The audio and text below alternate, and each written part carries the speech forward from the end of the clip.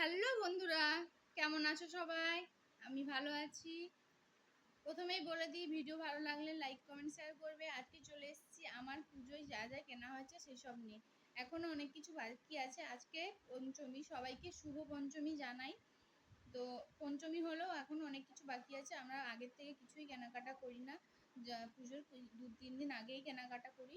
তবে শাড়ি কেনা হয়েছিল, তো শাড়ির ব্লাউজ কাটানো ছিল, তার জন্য আর কি মানে তার জন্য আর কি ওগুলা ব্লাউজ পিসটা কাটাতে দেওয়া ছিল, সেলাই করতে দেওয়া ছিল, তার জন্য দেরি হয়ে গেল তোমাদের সাথে শেয়ার করতে। তো প্রথমে আমি তোমাদের বেটুর জামাগুলো দেখিনি।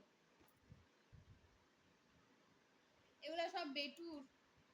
এখন আমার সব ভাগ বেটু নিয়ে নিয়েছে। আমি আগে ছোটবেলায় যা যা, ছোটবেলা না, প্রথমের থেকেই মানে যার যার কাছ থেকে গিফট পেতাম, এখন সব বেটু পায়।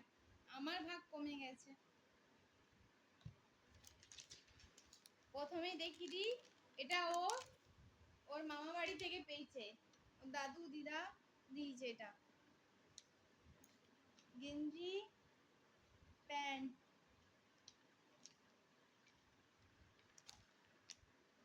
এটা ওর মামা বাড়ি থেকে পেয়েছে।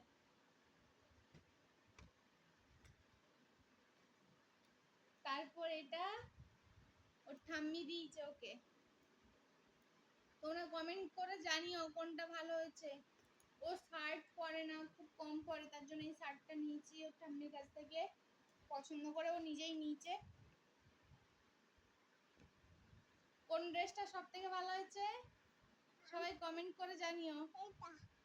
এটা তারপর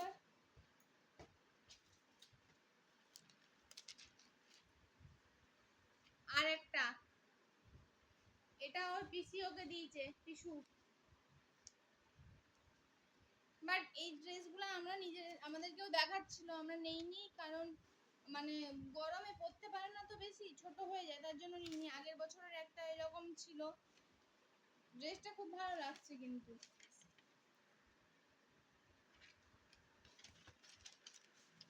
তার সাথে এই যে প্যান্ট।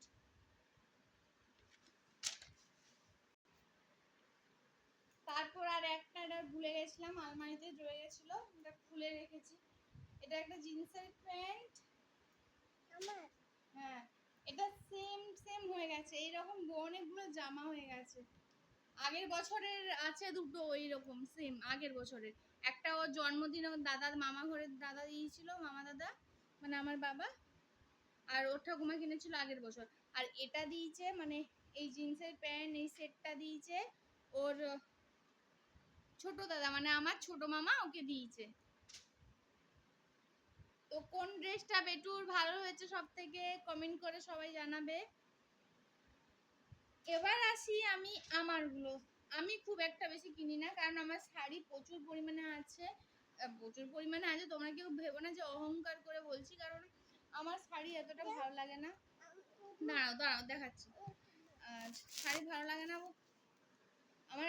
মেন কারণটা হচ্ছে বিয়ে, তারপর সাধবক্ষণ, বিয়েতে এত পরিমাণে শাড়ি পেয়েছি যে মানে প্রচুর পরিমাণে শাড়ি হয়ে গেছে, তার জন্য আমি নিতে চাইনি। তাও আমার দুটো শাড়ি হয়েছে।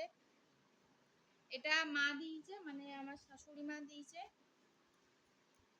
এটা আমার এই কালারের একটা শাড়ি নেওয়ার শখ ছিল, আগে একটা নিয়ে আমি ফেরত দিয়ে দিয়েছিলাম কাপড়ের জন্য, তো তার জন্য এবারে একটা নিয়ে এসছে। তো এতদিন ধরে তোমাদের দেখাতে পারিনি, কারণ এগুলো আমার সেলাই করতে দেওয়া ছিল ব্লাউজ পিস কাটিয়ে। তো ব্লাউজের পিসটা আমি কাটিয়েছি, এই যে। কেমন হয়েছে কমেন্ট করে জানিও। ব্লাউজের পিস কাটিয়েছি। আর একটা আছে যেটা আমি খুলে একদম নইছই করে রেখে দিয়েছিলাম, সেটাকে আবার নিজে ভালো করে পার্ট করেছি, বাট উল্টো সাইডে তোমাদেরকে দেখাবো। এটা উল্টো সাইডে পার্ট করা আছে, তো খুলে আমি আর সময়ের জন্য যেমন তেমন করে পার্ট করে দিয়েছি। এটা একটা, এই দুটো শাড়ি আমার হয়েছে।